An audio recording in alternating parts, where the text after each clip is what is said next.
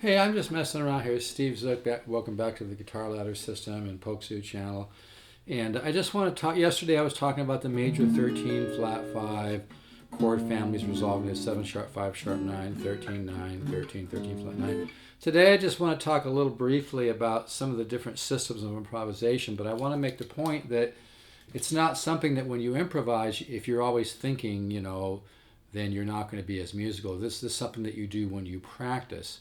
And a big part of the guitar ladder system is that you don't need to, think. You just play the studies and listen. But then there's also, everything's a bit of a paradox when you start explaining things, because we're seeding the subconscious mind. It's based on the science of neuroplasticity and how the subconscious mind best works. But also, when you practice, sometimes, like if you end up on a chord, say you're improvising, you're not sure where to go, you can use some of these tools to help feed your idea of where you want to go.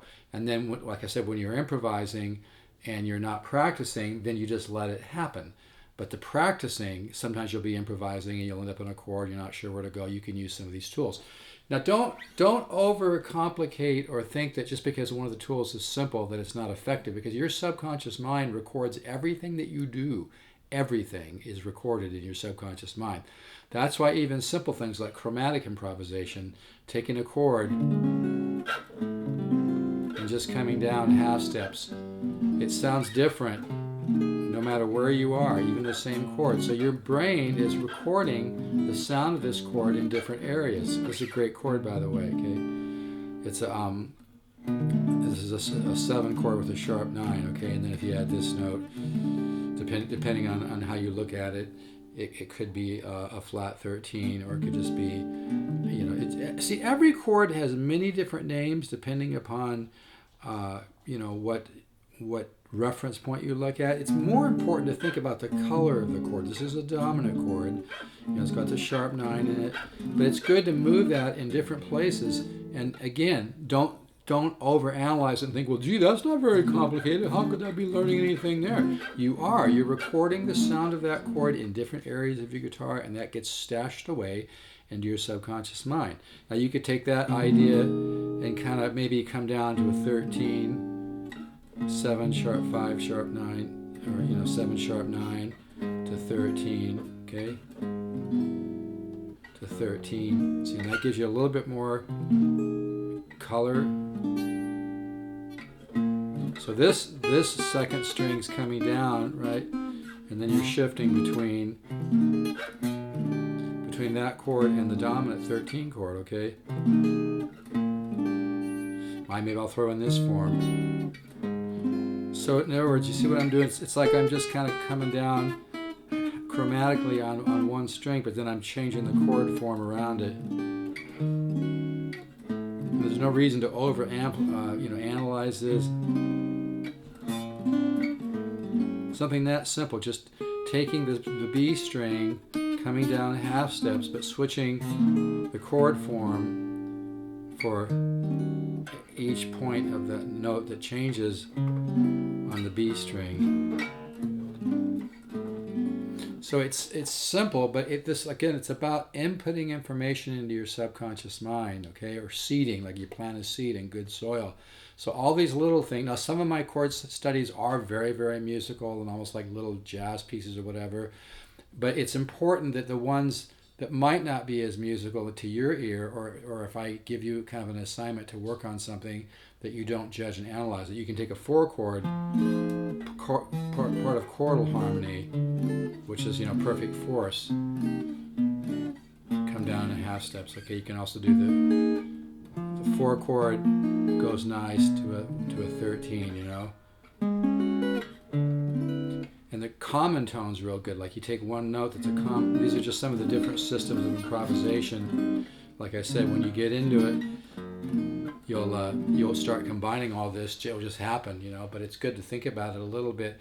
So that's where I know it sounds like a paradox, because I talk a lot about seeding the subconscious mind and inputting information in the subconscious mind, which is really valid. But also, like I said, there's a time in your practice when you might want to think about some of these principles and practice them, even if they don't sound like earth-shaking or sound like a great thing. That's not the point. It's inputting information into your subconscious mind, just like if I play a chord, like like a major 7 chord, and decide to go up intervallically, excuse me, I might think perfect fourths. So 1, 2, 3, 4. So another major 7, another perfect 4. Okay, so like one of the things I used to do with my students is have them improvise at the lesson, and then if they kind of get stuck, I'd say, okay, let's try maybe going up a perfect fourth, or go up a flat 5 from the root of the chord you're on, or maybe use a common tone with that note, or think polychord, or think so all these different ideas are things that happen naturally as you work on the guitar ladder system, but also in practice. And when you practice improvising every day, if you get stuck on a chord, just use one of these simple ideas. And the simplest, like if you get stuck on any chord, the simplest is just to come down chromatically, right? It kind of used to be a joke. When you're not sure, just play chromatically, right? But like I said, using different chords, like I said, you're just thinking maybe working off. And don't let the simplicity of this think that it's not valid. It is super valid. So I might come like this.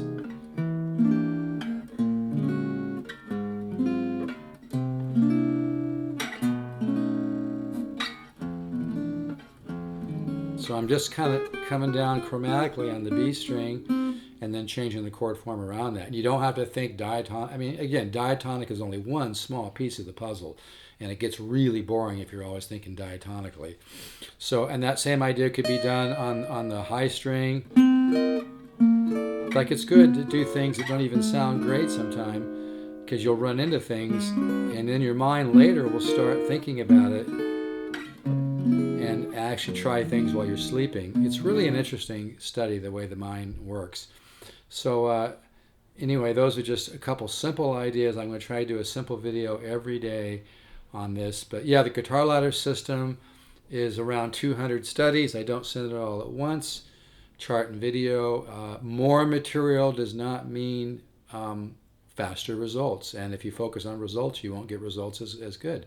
It's according to the science of neuroplasticity, you get the best results if you don't focus on results.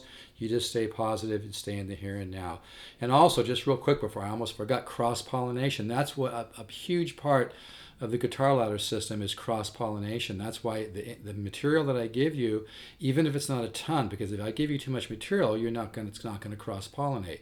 We do a little bit at a time. That way you could be sleeping and your mind's going, well, let me see, that chord goes to there, and then here, and then that could go here, and then here, and then here. Like it runs all these different systems, so to speak. So the cross-pollination of information that we input into the subconscious mind, the cross-pollination of information and the studies in the guitar ladder system that we seed the subconscious mind with is huge. And that's why another reason why we don't want to do too much at once.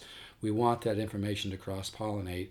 And this has been one of the hardest things I've ever had to explain, but I've seen students just have quantum leaps, not just in their playing and composing, but also in the way they express talent, and natural talent has gone through the roof. So it really works, folks. So I'm going to keep these short, but think about those ideas.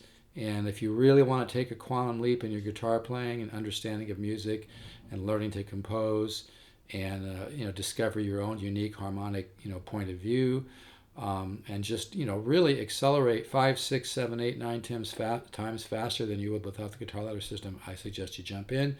Best $199 you'll ever invest. You can order at stevezookguitars.com. Scroll down. You do not have to be a member of PayPal to order. And nothing feels better than to make progress on guitar. Okay. All right. Take care, folks. Let's all stay positive. Bye-bye.